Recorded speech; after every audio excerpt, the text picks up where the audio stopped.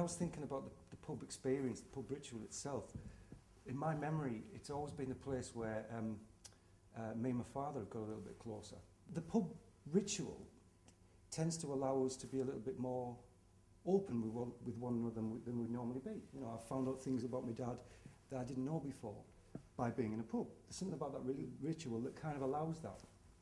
And also what was also interesting to me was that thinking about when my dad's talked about his father, I found things out about his father that were new to me through having the pub ritual with my father. So that kind of interest. And also with friends, male friends of mine, there's something about, again, when I think of my friends and moments where I've discovered things that I didn't know about them before, in terms of what makes them tick, it's often been in a pub environment. There's something about a pub environment that allows greater vulnerability in men that I find interesting. And I think, for me, theatre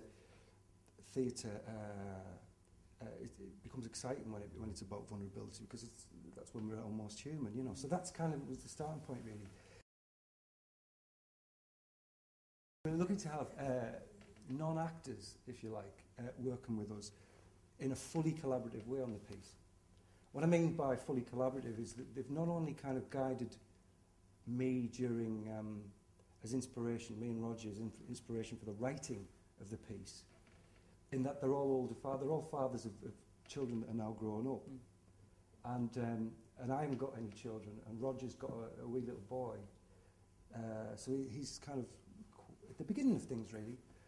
But I felt it important to get a father's perspective, an older father's perspective, and rather than speculate, I thought it would be really lovely to actually meet with some older fathers who were up for it, and have a chat with them about their perspective in terms of what happens when children grow up.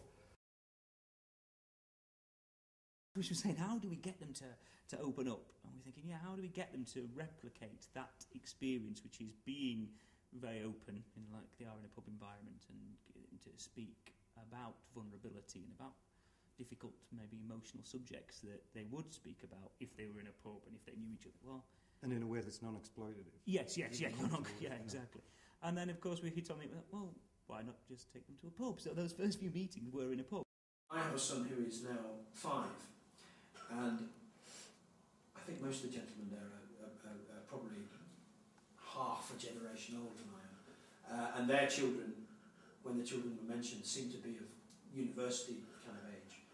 And it was quite illuminating, I suppose, for me to kind of suddenly see that actually, I, as a father, have a journey to go on with my son, who is now 5, but I'm going to find myself in 10 years having a similar experience to what this gentleman had, and a similar experience to what this gentleman had, and these are all things that are to come for me, they're all in the future. On that particular evening, as I was sitting there, I forgot my kind of role as a performer and potentially a writer, and I just sat there and listened to what these guys were actually talking about. And I think one of the central premises in this piece that we talked about before then was that a pub environment is an environment where men have conversations that they don't have anywhere else, and that fathers and sons potentially have conversations in a pub that they don't have anywhere else.